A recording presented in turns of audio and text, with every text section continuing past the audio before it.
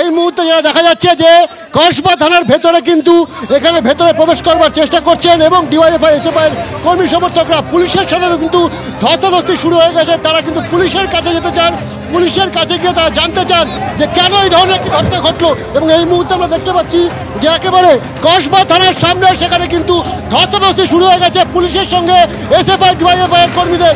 পুলিশের তরফ থেকে তাদেরকে পুশ করে থানার সামনে থেকে গেট ফাঁকা করা হচ্ছে এবং এই মুহূর্তে আমরা দেখতে পাচ্ছি যে একেবারে এসএফআই ডিওয়াইএফআই যারা কর্মীরা রয়েছেন তাদেরকে কিন্তু থানার গেটের সামনে থেকে সরানোর একটা মরিয়া চেষ্টা চলছে।